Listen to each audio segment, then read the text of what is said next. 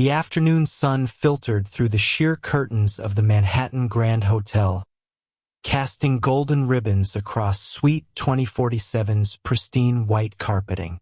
For Corey Burke, this should have been just another routine Monday. A quick check of the interview suite before meeting his 3 o'clock candidate. Perhaps a moment to review her resume one last time. Instead, he found himself standing in the doorway of what he thought was an empty room, his master keycard still clutched in his hand, watching his entire world tilt on its axis. Ellen Johnson had imagined this day 1,000 different ways during the sleepless nights leading up to it. Her first real shot at financial stability, at giving Maya the life she deserved, at proving she could still build something meaningful even as her own body betrayed her. She'd chosen her outfit with meticulous care. A silk robe elegant enough for the hotel's luxury accommodations, professional separates laid out on the bed for the interview, her box braids styled to perfection. But fate, it seemed, had written a different script entirely. The interview wasn't until 3 o'clock, giving Ellen precisely 2 hours to transform herself from exhausted single mother into the polished professional Corey Burke's company needed. She'd arrived early, her interview suit pressed and ready, Maya's cheerful goodbye still warming her heart despite the anxiety gnawing at her stomach. The hotel had been her one splurge, using nearly the last of her savings to stay here overnight, to avoid the stress of rushing from her cramped apartment across town. Now, standing before the full-length mirror in her silk robe, Ellen tried to ignore the prescription bottles lined up on the dresser like tiny sentinels of everything she was hiding. Just 2 more hours. 2 hours to become someone who didn't have stage 4 cancer, who wasn't one missed paycheck from losing her daughter, who wasn't terrified that this interview was her last chance at anything resembling a future. Her hands trembled as she reached for the zipper of her robe. Not from nerves about the interview, though those were certainly there, but from the latest round of medications coursing through her system. The fatigue had been worse lately, the nausea more persistent.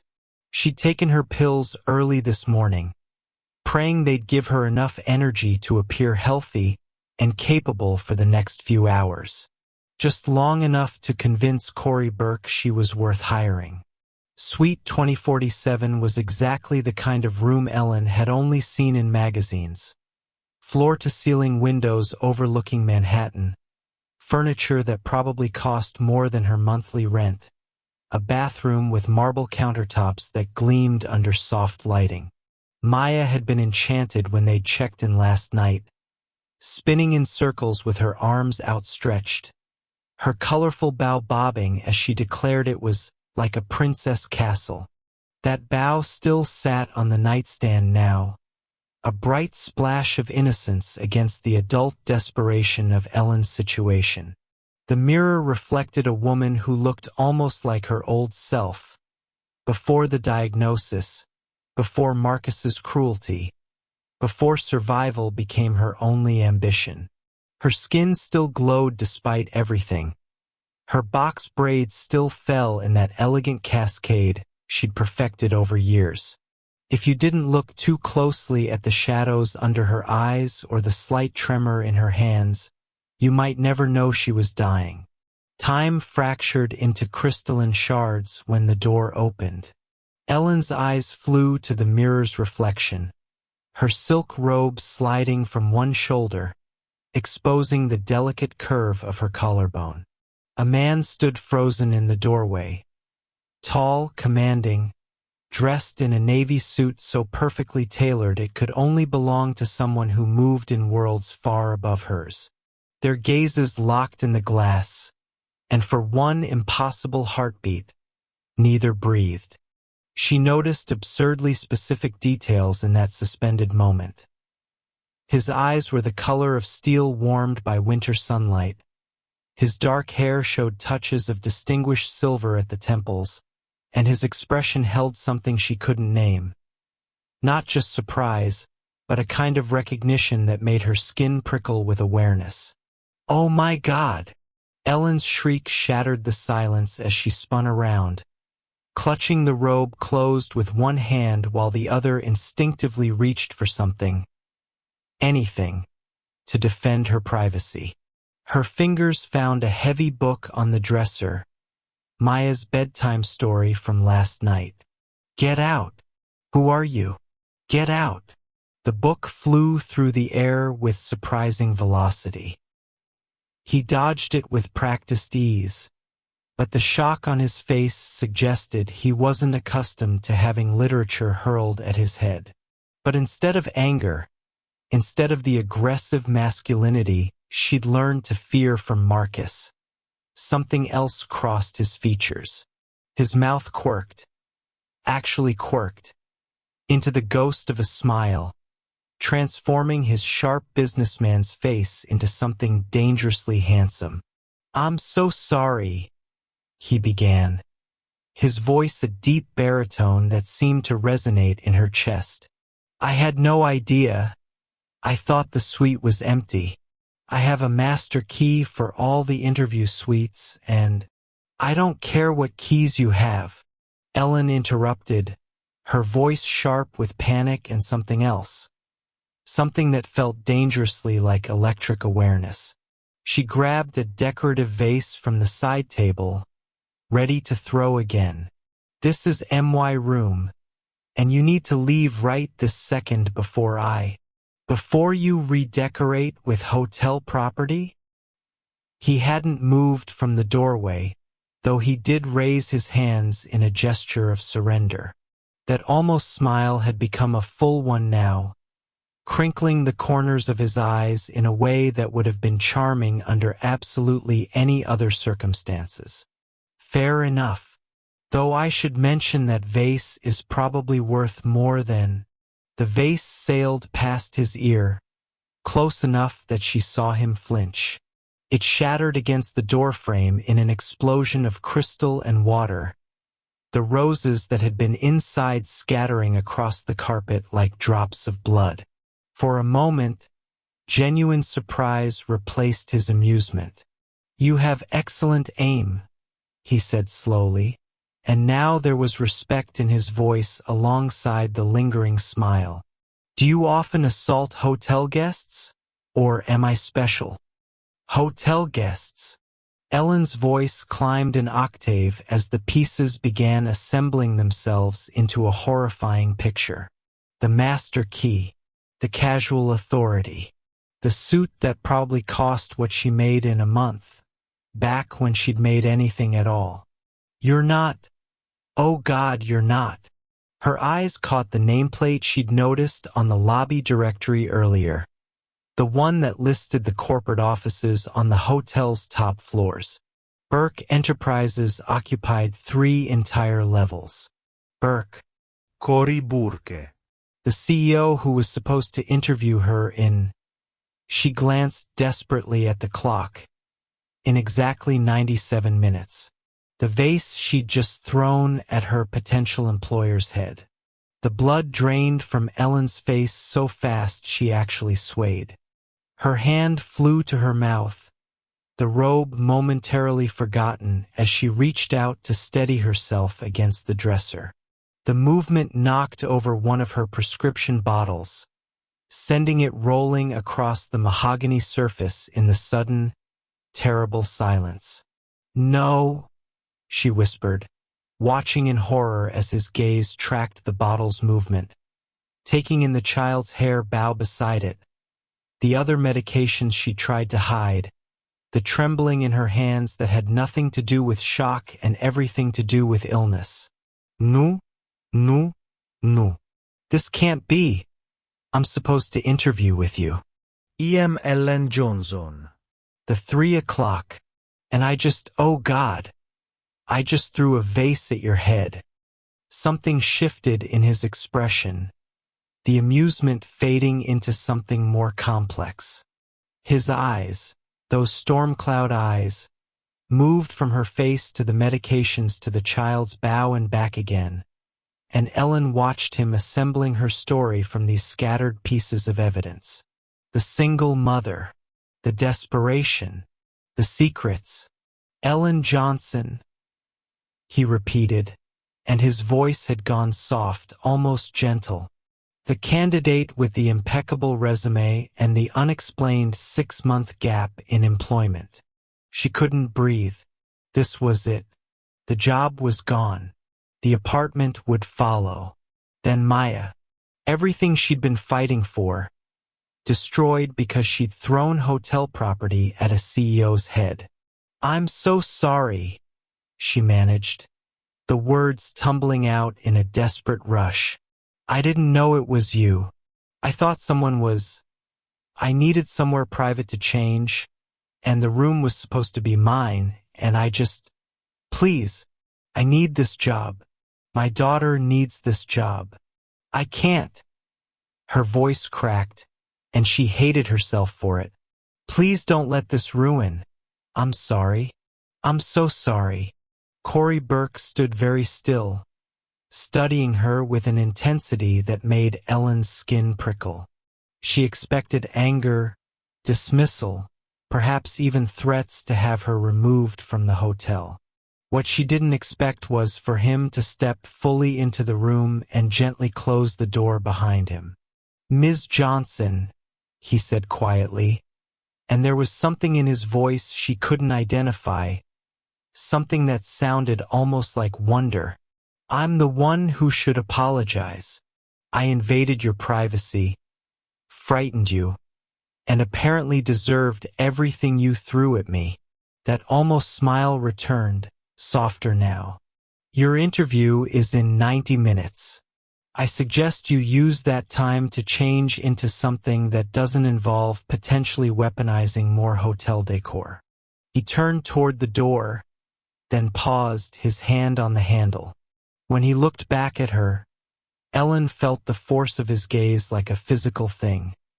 Searching, assessing, seeing far more than she wanted to reveal. "And Ms. Johnson?" His voice dropped lower, intimate in a way that made her breath catch. "The interview is just a formality. Anyone who throws a crystal vase with that kind of precision while defending her privacy is exactly the kind of person I need on my team. The job is yours if you want it." The door closed behind him with a soft click, leaving Ellen staring at the space where he'd stood. Her heart hammered against her ribs, her hands still trembling, but now for entirely different reasons. Through the door, muffled but clear, she heard his voice. "This is Burke. I need someone to clean up Suite 2047 in approximately 2 hours, and charge the damages to my personal account." "Yes, all of them." Ellen sank onto the edge of the bed, her silk robe pooling around her, Maya's cheerful bow catching the afternoon light beside her. In the mirror's reflection, she looked like someone who'd just survived a hurricane, disheveled, shocked, and somehow more alive than she'd felt in months. The CEO who would interview her in 90 minutes had seen her at her most vulnerable, had watched her throw 2 separate objects at his head, had noticed her medications, her daughter's belongings, all the carefully hidden evidence of her desperate circumstances. And he'd smiled at her like she was magnificent.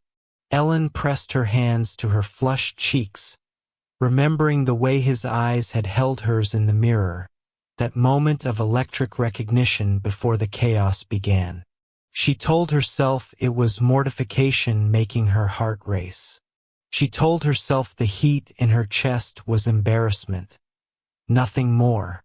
But as she rose to finally change for her interview, catching her own reflection one last time, Ellen knew with terrifying certainty that everything had just changed. The man who'd accidentally walked into her room hadn't just seen her half-dressed. He'd seen her, really seen her, and from the look in those storm cloud eyes, Corey Burke hadn't just offered her a job. He'd offered her a beginning she'd never imagined possible, even if neither of them knew it yet. Corey Burke had built an empire on control. Every decision calculated, every emotion managed, every relationship maintained at a comfortable distance.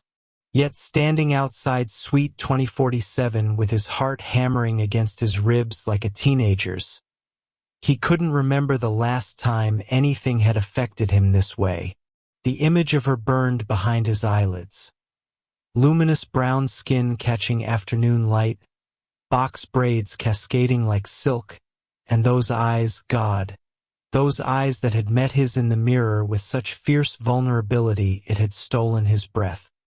He'd dated models, socialites, women whose beauty was their profession, but none of them had made him forget how to think with a single glance.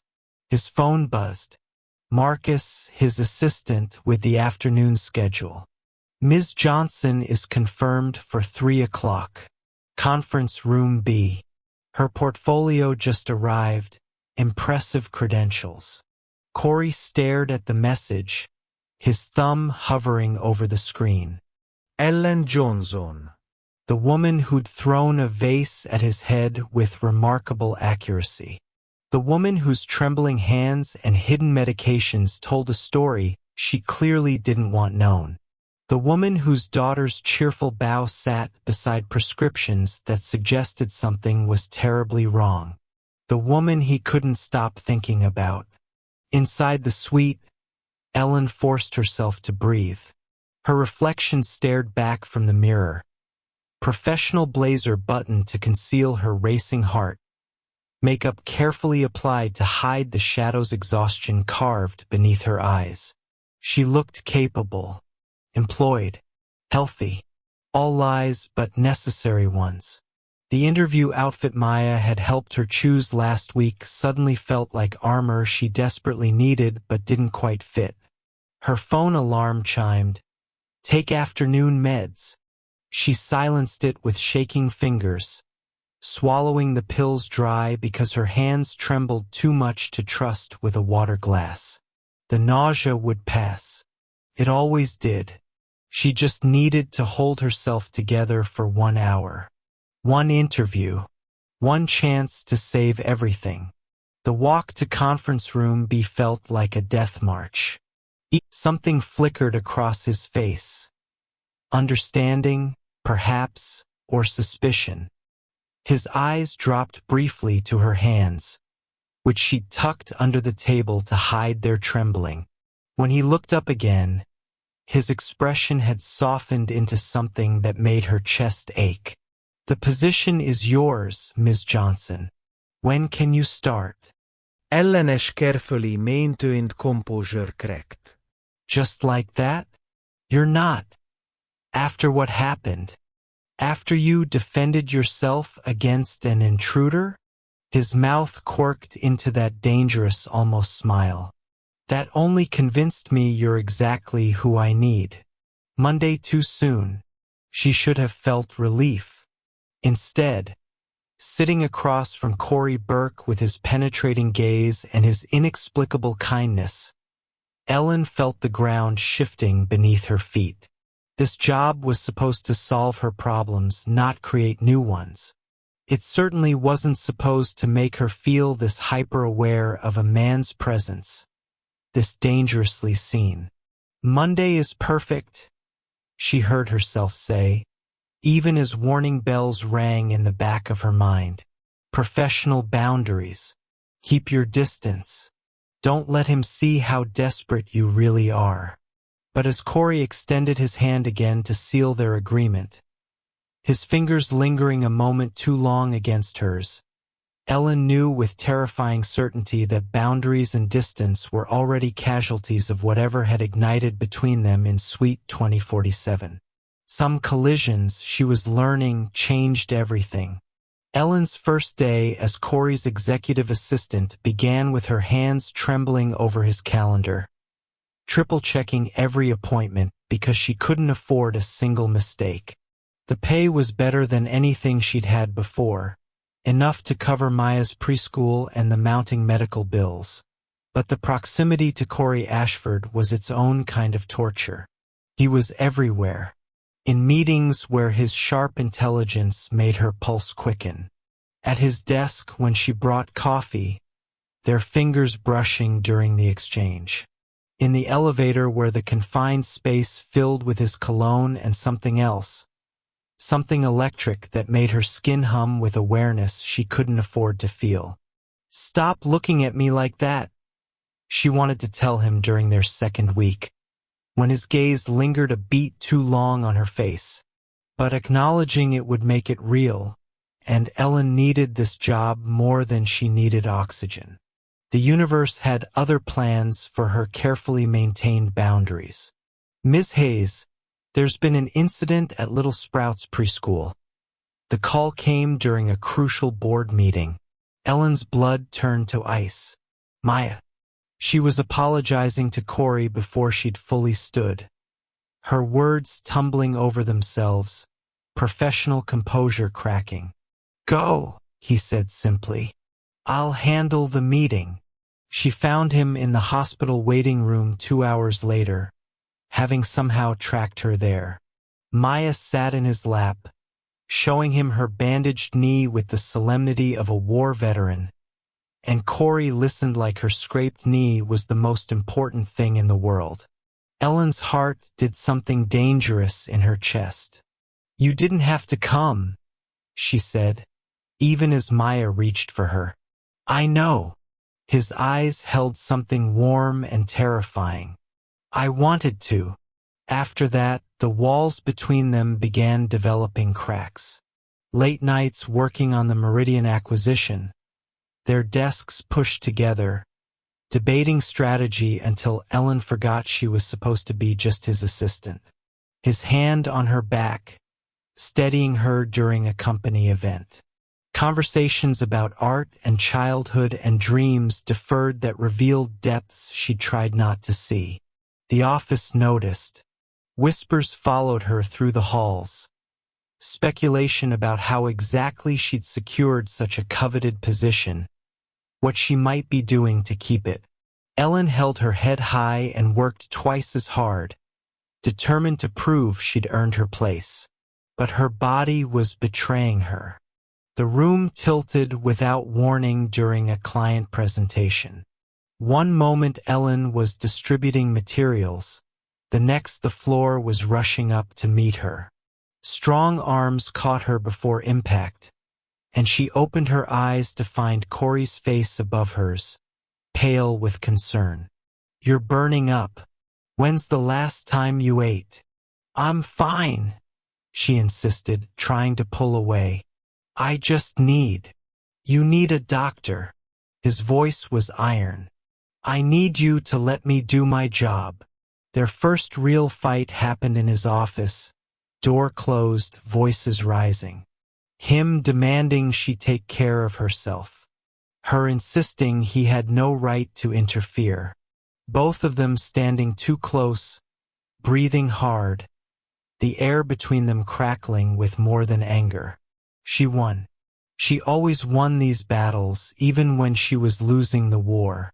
The medical file was waiting on the printer the next morning, forgotten in her haste to prove herself indispensable.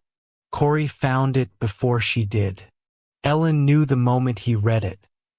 She saw his face through the glass of his office, watched understanding dawn like a sunrise, terrible and illuminating. Stage 3. Aggressive treatment recommended. Prognosis uncertain.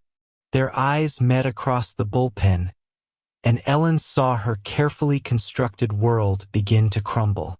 Corey's office door closed with the quiet click of a guillotine blade. Ellen stood with her back against it, the medical file clutched in his hand like evidence at a trial she'd already lost. "How long?" His voice was carefully controlled, which somehow made it worse. "It doesn't matter." "How long?" 2 years since diagnosis. 6 months since they told me. Her throat closed around the words. Since they said there was nothing more they could do. She watched him process it, saw the calculations happening behind those sharp eyes. Stage 4. Terminal. The experimental treatment program at Johns Hopkins that her insurance wouldn't cover. That cost more than she'd earn in 5 years. The quiet resignation in her medical chart that read like a death sentence because that's exactly what it was. The treatment, he said. The one they recommended. I'll pay for it. No. Ellen. I said no. Her voice cracked, and damn him, he heard it. I don't need your pity or your charity or whatever this is. I've gotten this far on my own. I'll die with your pride intact? Is that the plan? He moved closer, and she could see the anger now, bright and burning. While Maya grows up without a mother because you were too stubborn to accept help? The slap of her daughter's name against this reality broke something in her. Ellen felt the first sob tear loose from her chest, then another, until she was folding in on herself. 2 years of terror and exhaustion and desperate pretending finally crashing down. She'd kept this from everyone. From Gladys, from the mothers at preschool, from Maya who still believed her mommy was just tired from working so hard. Corey's arms came around her, and she should have pushed him away, should have maintained those boundaries she'd sworn to preserve. Instead, she pressed her face against his chest and shattered. The envelope arrived 3 days later, delivered by a process server who looked at Ellen with professional sympathy that made her stomach drop. Marcus Hayes, petitioning for emergency custody, citing her terminal illness, claiming she was unfit to care for their daughter. Ellen read it twice before her vision whited out with rage and terror. Marcus, who'd hit her while she was pregnant, who'd drained their bank account before disappearing into a bottle, who'd never paid $1 of child support or sent Maya so much as a birthday card. Marcus, who smelled blood in the water and saw his meal ticket slipping away. He would not take her daughter. She would burn the world down first. Let me help. Corey's voice on the phone was steady when hers was shaking. My lawyers. My resources. Whatever you need to fight this. I can't afford. Then you'll pay me back. Set up a payment plan.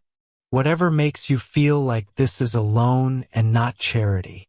A pause. Please, Ellen. Let me do this. Every instinct screamed to refuse. But this wasn't about her pride anymore. This was about Maya, who deserved better than a father who saw her as leverage and a mother too proud to keep her safe.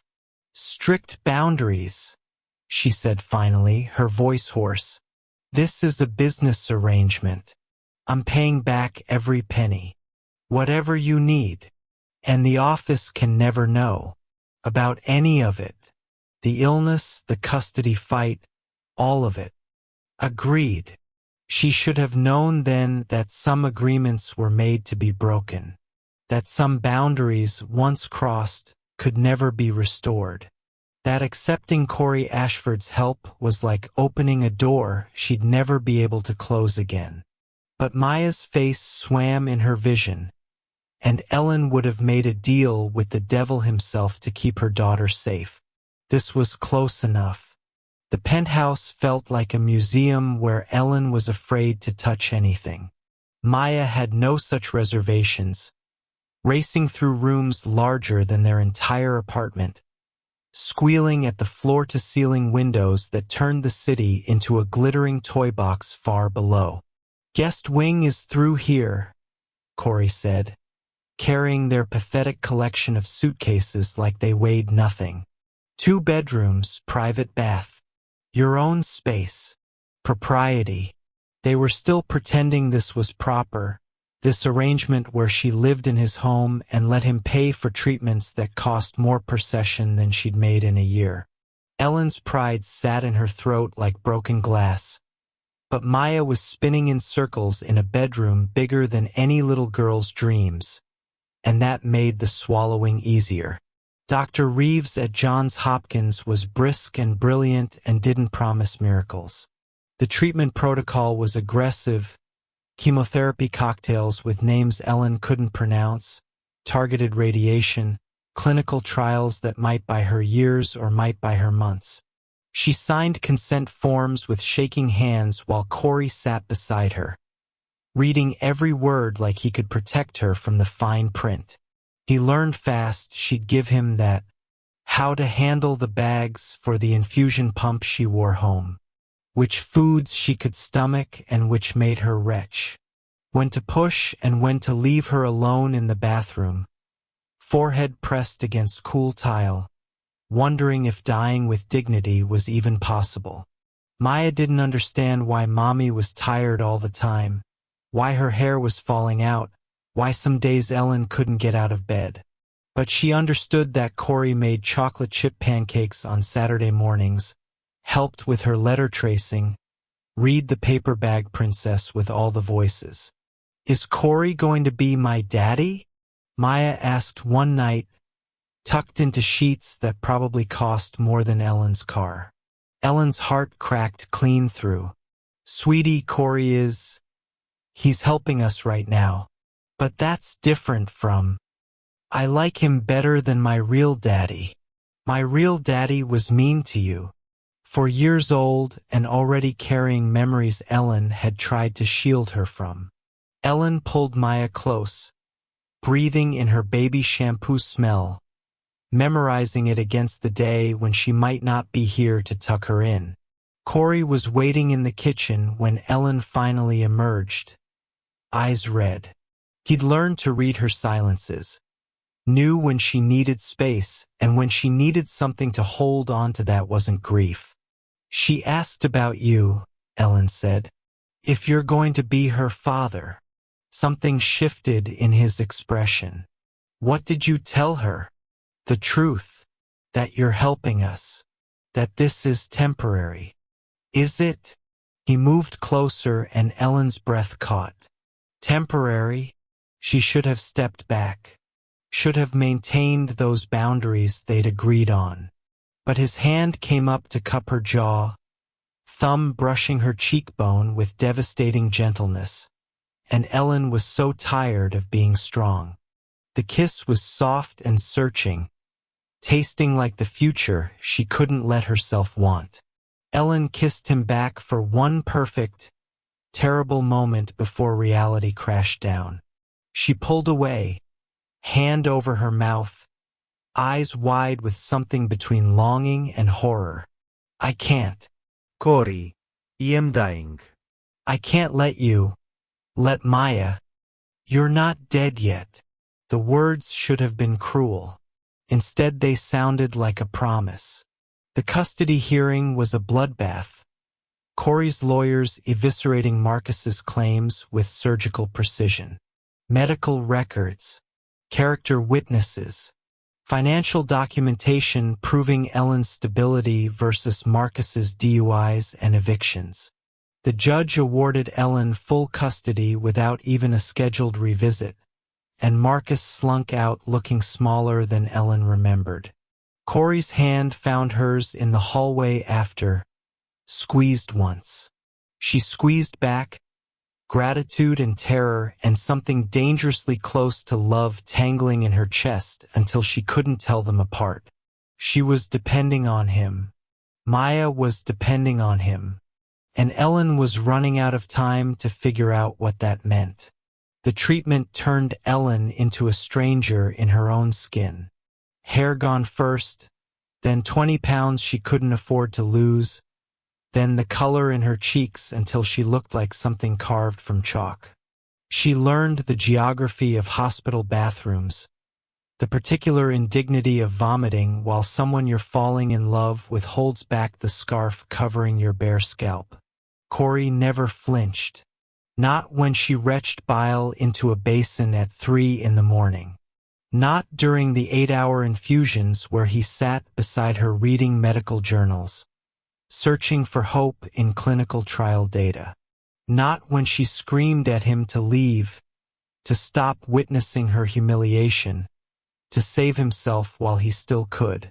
He just stayed. Maya's nightmares started in month 3.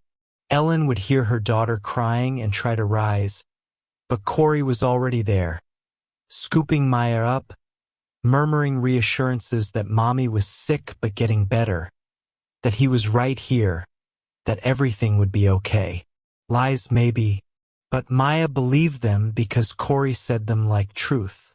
He drove her to preschool, attended the parent-teacher conference when Ellen was too weak, made organic lunches with the crusts cut off because Maya liked them that way, became the steady thing in Maya's world while Ellen's body waged war against itself. "I love you." He said it on a Tuesday, no preamble, while Ellen was curled on the couch trying to keep down saltines. "I need you to know that. Before you tell me all the reasons this is a terrible idea, I need you to know." The sob came before she could stop it. "You can't. Corey, I am dying. You can't love someone who's too late." His hand found hers, careful of the bruises from the 4. "Already done. It's not fair." Her voice broke. "To you, to Maya, to anyone. I won't let you sign up for this. For watching me. You don't get to decide what I can handle. You don't get to protect me from my own feelings." But she could refuse to encourage them, could keep enough distance that when she died, when not if he'd be able to move on, could save Maya from losing another father figure. She was so busy protecting everyone else, she almost refused the trial. Dr. Reeves laid it out with clinical precision. Experimental immunotherapy, 60% complication rate, 20% mortality from treatment alone. But for those who survived the protocol, remission rates were unprecedented. 3 years, maybe 5. Long enough to see Maya start first grade. Long enough to matter. No. Ellen's voice was flat. "I won't risk dying from treatment and leaving her completely alone." "She won't be alone." Corey's interjection was quiet but steel-edged. "If something happens, she has me. But Ellen, if you don't try, if you just give up, that's the guarantee she loses you. The costs. Already handled. Best oncology team in the country on standby. Clinical trial enrollment confirmed pending your consent." He leaned forward, eyes fierce. "You told me you'd fight for Maya. So fight." It wasn't fair using her daughter as leverage. It also wasn't wrong. Ellen signed the consent forms with hands that trembled from more than weakness.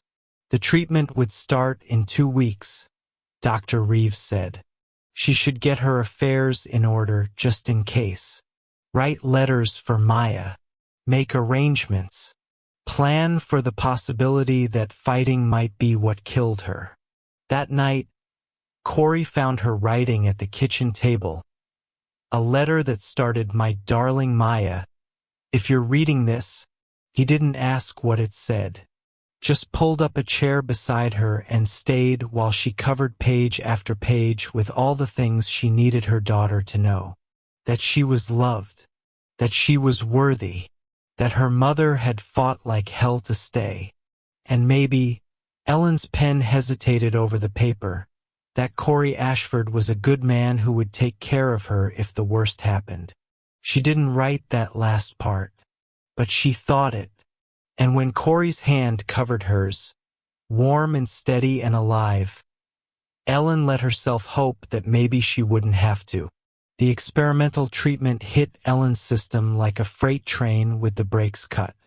Day 3, her fever spiked to 104. Day 4, her organs started shutting down in sequence like dominoes falling. By day 5, the ICU doctor was using words like septic shock and multiple system failure, and asking Corey if Ellen had advanced directives. He refused to leave. Hospital policy be damned, Security would have to drag him out. He sat beside her unconscious form, her hand lost in both of his, and whispered every desperate bargain he could think of into the antiseptic air. Take his money. Take his company. Take anything, just let her stay. Maya asked the question on day 6, staring at her goldfish's empty bowl with the haunting logic of a 4-year-old who'd already learned the world was crueler than picture books suggested. Is Mommy going to die like Goldie? Corey pulled her into his lap. This child who'd somehow become his without papers or legality or any of the proper steps. Your mommy is the strongest person I know. She's fighting really hard to come back to us. But what if she can't fight hard enough? He had no answer that wasn't a lie. So he just held her tighter and prayed to a God he'd never believed in, that Ellen was stubborn enough to prove them all wrong. Somewhere in the fever dreams, Ellen was drowning. Images flickered past like photographs in floodwater. Maya's first steps, her own mother's funeral, the walk-up apartment where she'd been so poor and so afraid and so determined to survive. Corey's face the first time she saw him. Maya laughing. Corey's arms around her. The life she'd been too terrified to want because wanting meant losing. But God, she wanted. Wanted to see Maya grow up. Wanted Sunday mornings and first days of school and all the ordinary miracles she'd been rationing like they were already spent. Wanted Corey's steady presence, his impossible love, the family they'd accidentally built in the spaces between crisis and hope. She wanted to live. Ellen clawed her way back to consciousness on day 7. The first thing she saw was Corey slumped in the bedside chair, exhausted beyond measure. Maya curled against his chest like she belonged there. Both sleeping. Both hers, if she was brave enough to claim them. Her movement must have registered because Corey's eyes snapped open, red-rimmed and wild with hope that was almost painful to witness. "Hey!" she whispered, voice wrecked from the intubation tube they'd removed sometime during the crisis. "Hey yourself." His hand found hers, gentle around the 4 lines. "You scared the hell out of us." "Sorry." Ellen's gaze drifted to Maya, still sleeping, one small hand fisted in Corey's shirt. "How long was I?" 3 days critical. They weren't sure you'd wake up. His voice cracked on the last word. Ellen's eyes burned. She'd put him through this. Put Maya through this. Had almost left them both because she'd been too afraid to admit what they'd become to her. "I love you." The words came easier than breathing. "I'm terrified and I don't know if this treatment will work and I might still die. But I love you. Both of you. And I want." Her throat closed around the enormity of it. "I want to stay." Corey's forehead dropped to their joined hands, his shoulders shaking with something between laughter and sobs. When he looked up, his eyes were bright with tears he didn't bother hiding. "You're stuck with us then. Because I'm not going anywhere. We're not going anywhere." He glanced at Maya, still peacefully unconscious, then back at Ellen. "We're a family now. The messy, complicated, terrifying kind. And I love you. Both of you. Completely." Ellen let the tears come. Let herself feel the full weight of being loved while dying, of being worth fighting for even when the odds were impossible. Outside the ICU window, dawn was breaking over the city. She'd lived to see another sunrise. Felt like a promise. Recovery was a marathon Ellen ran in increments measured by coffee spoons. First sitting up without nausea. Then walking to the bathroom unassisted. Eventually, making it through dinner without needing a nap. The cancer was retreating. Dr. Reeves used words like significant reduction, and promising markers with careful optimism that felt like champagne after months of doom. Life acquired a rhythm that felt dangerously close to normal. Corey left for work while Ellen helped Maya pick out clothes that rarely matched but always delighted. Ellen napped while Maya was at preschool. Corey came home to find them curled on the couch reading library books, and the smile that crossed his face made Ellen's reconstructed heart skip beats her oncologist would disapprove of. Learning to accept help was harder than chemotherapy. Ellen's independence had kept her alive through Marcus's fists and poverty's grinding teeth, and surrendering it felt like dying by degrees. But Corey had a gift for offering support that didn't taste like charity. Asking her opinion on business decisions, letting her reorganize his catastrophic kitchen, respecting her no even when he disagreed with it. "I want to go back to work," she announced one morning, 3 months post-crisis. Part-time, just a few hours a day. She'd braced for argument. Instead, Corey looked up from his laptop and nodded. "What kind of work?" "I thought maybe I could help with the foundation," his charitable organization, the one funding cancer research. "Grant applications, patient advocacy.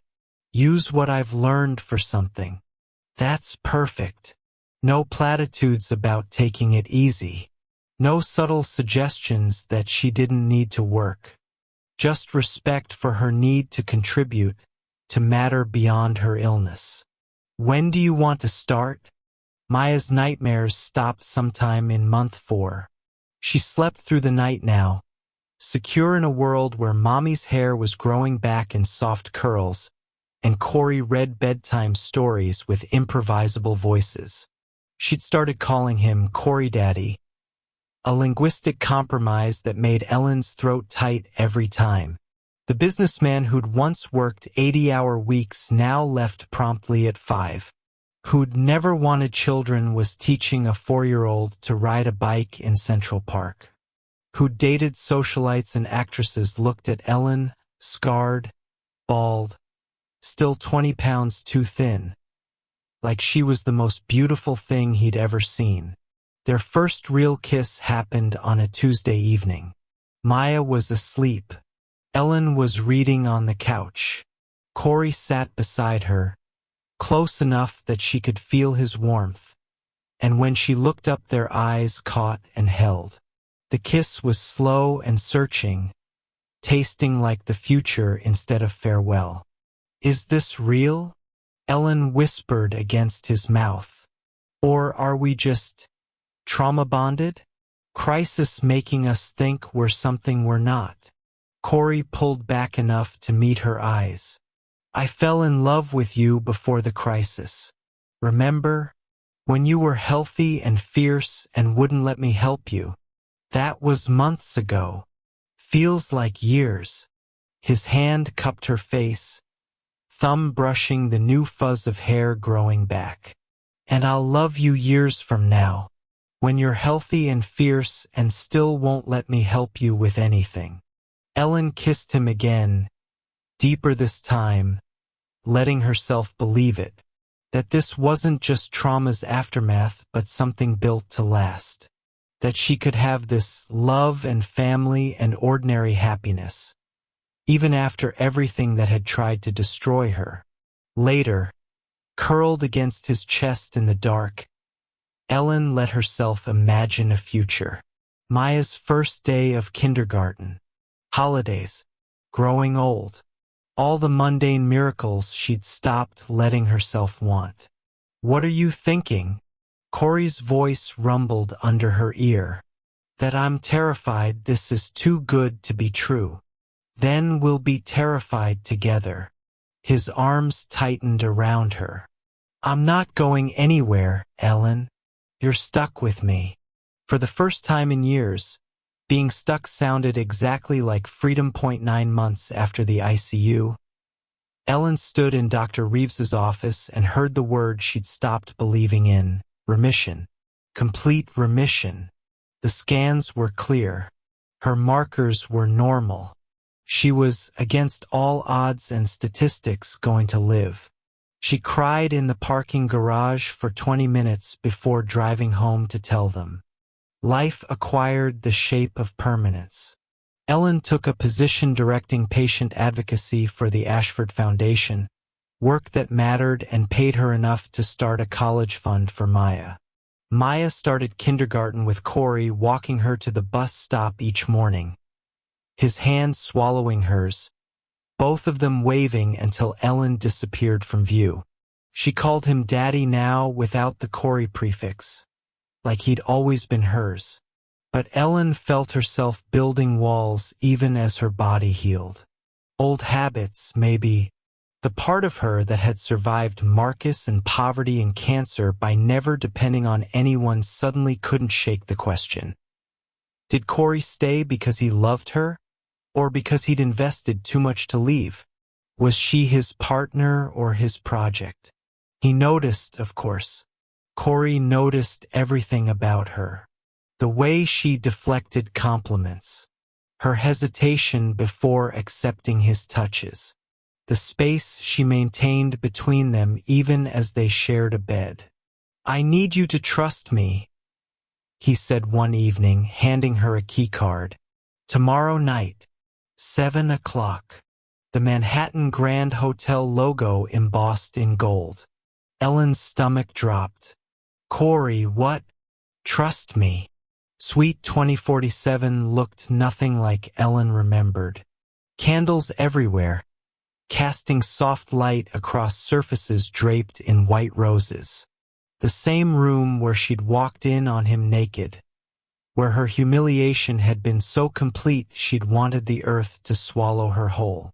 Transformed into something that looked like every romantic fantasy she'd stopped letting herself have.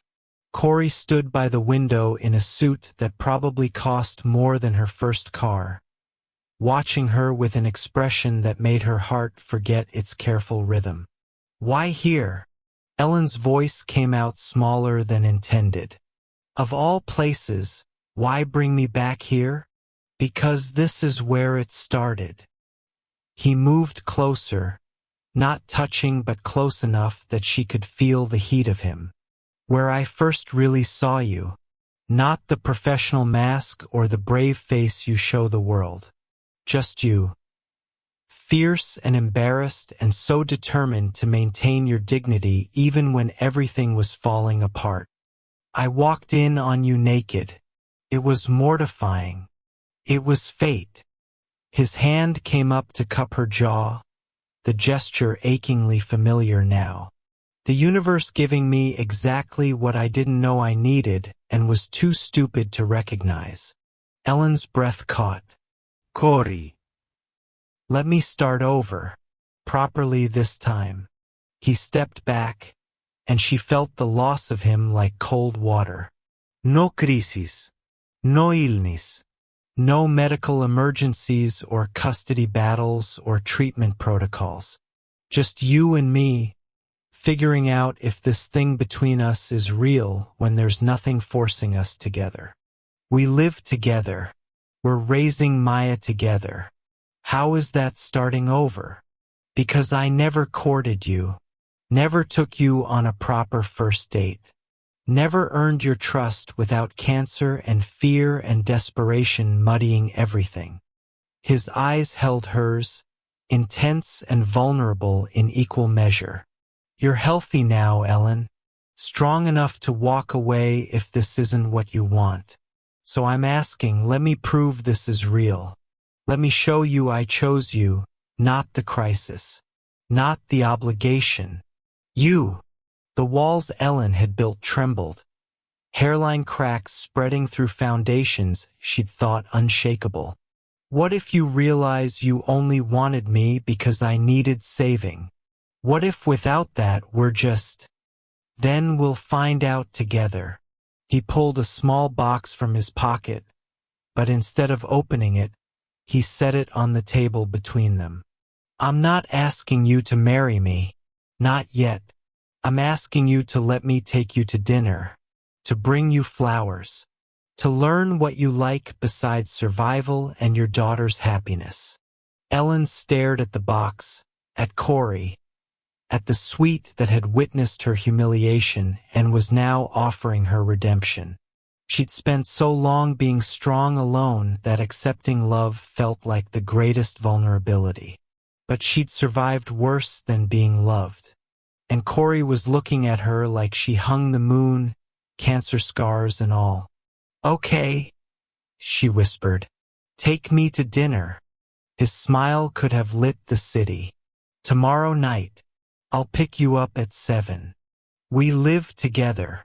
I'll knock on the door anyway." 9 months after the ICU, Ellen stood in Dr. Reeves's office and heard the word she'd stopped believing in: remission. Complete remission. The scans were clear. Her markers were normal. She was, against all odds and statistics, going to live. She cried in the parking garage for 20 minutes before driving home to tell them. Life acquired the shape of permanence. Ellen took a position directing patient advocacy for the Ashford Foundation, work that mattered and paid her enough to start a college fund for Maya. Maya started kindergarten with Corey walking her to the bus stop each morning, his hand swallowing hers, both of them waving until Ellen disappeared from view. She called him Daddy now without the Corey prefix, like he'd always been hers. But Ellen felt herself building walls even as her body healed. Old habits, maybe. The part of her that had survived Marcus and poverty and cancer by never depending on anyone suddenly couldn't shake the question. Did Corey stay because he loved her, or because he'd invested too much to leave? Was she his partner or his project? He noticed, of course. Corey noticed everything about her.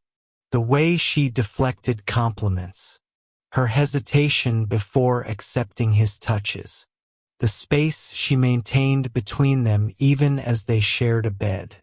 "I need you to trust me," he said one evening, handing her a key card. "Tomorrow night, 7 o'clock. The Manhattan Grand Hotel logo embossed in gold. Ellen's stomach dropped. "Corey, what? Trust me." Suite 2047 looked nothing like Ellen remembered. Candles everywhere, casting soft light across surfaces draped in white roses. The same room where she'd walked in on him naked, where her humiliation had been so complete she'd wanted the earth to swallow her whole. Transformed into something that looked like every romantic fantasy she'd stopped letting herself have. Corey stood by the window in a suit that probably cost more than her first car, watching her with an expression that made her heart forget its careful rhythm. "Why here?" Ellen's voice came out smaller than intended. "Of all places, why bring me back here? Because this is where it started." He moved closer, not touching but close enough that she could feel the heat of him. "Where I first really saw you. Not the professional mask or the brave face you show the world. Just you. Fierce and embarrassed and so determined to maintain your dignity even when everything was falling apart. I walked in on you naked. It was mortifying. It was fate." His hand came up to cup her jaw, the gesture achingly familiar now. "The universe giving me exactly what I didn't know I needed and was too stupid to recognize." Ellen's breath caught. Corey. "Let me start over. Properly this time." He stepped back, and she felt the loss of him like cold water. No crisis. No illness. No medical emergencies or custody battles or treatment protocols. Just you and me, figuring out if this thing between us is real when there's nothing forcing us together. We live together. We're raising Maya together. How is that starting over? Because I never courted you, never took you on a proper first date. Never earned your trust without cancer and fear and desperation muddying everything. His eyes held hers, intense and vulnerable in equal measure. You're healthy now, Ellen. Strong enough to walk away if this isn't what you want. So I'm asking, let me prove this is real. Let me show you I chose you, not the crisis. Not the obligation. You. The walls Ellen had built trembled. Hairline cracks spreading through foundations she'd thought unshakable. What if you realize you only wanted me because I needed saving? What if without that we're just... Then we'll find out together. He pulled a small box from his pocket, but instead of opening it, he set it on the table between them. I'm not asking you to marry me. Not yet.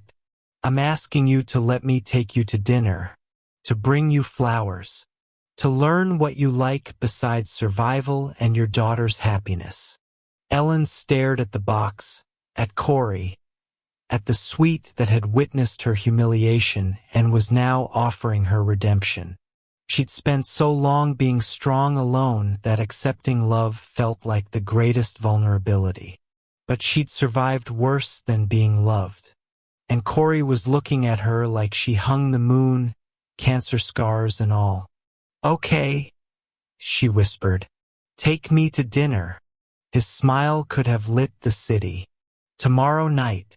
I'll pick you up at 7. We live together. I'll knock on the door anyway. Corey knocked on her bedroom door at precisely 7 o'clock the next evening, flowers in hand like they hadn't shared a bathroom that morning. Ellen answered wearing a dress she'd bought herself. Emerald green, fitted, the kind of thing healthy women wore on dates. He looked at her like she was a miracle, and maybe she was. Dinner became dinners. Movies. A jazz club in the village where Corey's hand found hers across the table and didn't let go. Long walks through Central Park while Maya was at school, talking about everything except illness and survival. Ellen learned he was scared of heights but wouldn't admit it, that he'd wanted to be an architect before business claimed him, that he read poetry at night when he couldn't sleep.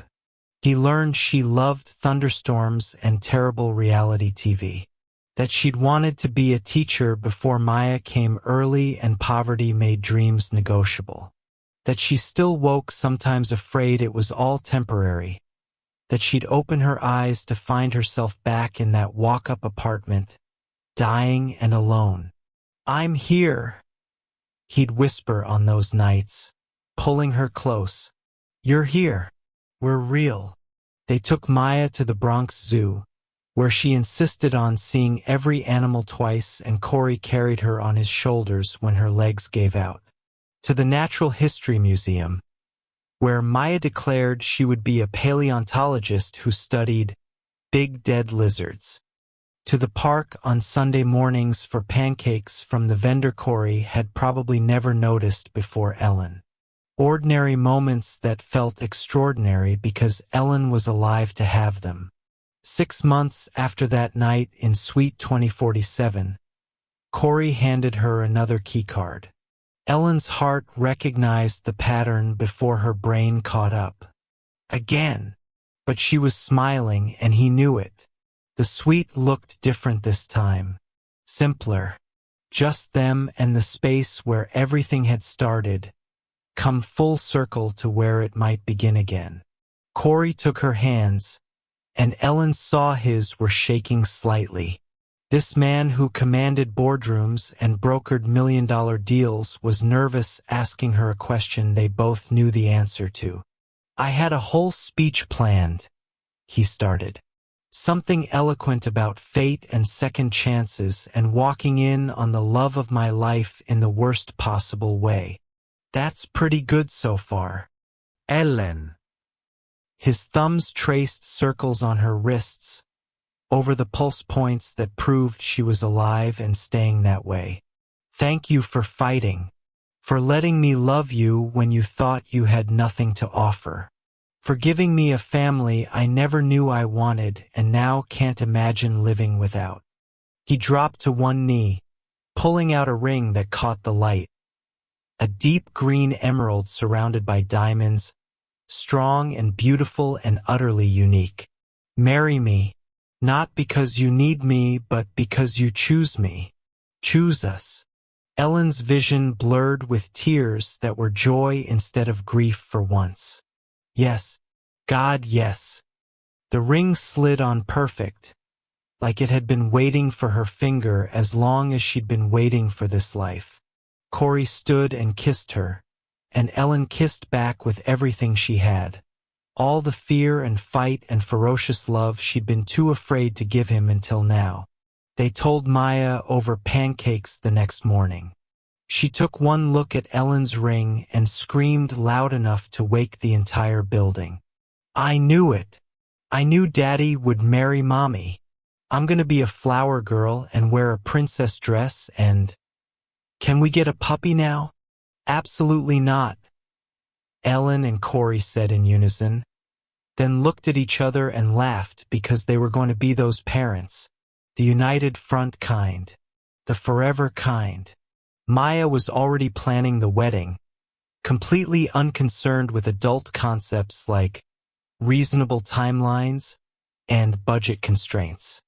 Ellen watched Corey listening seriously to their daughter's ideas about rainbow cakes and butterfly decorations, saw the life they'd built from crisis and catastrophe, and felt something settle in her chest. Peace. Finally, after years of fighting, peace. Hey, Corey said softly, catching her watching.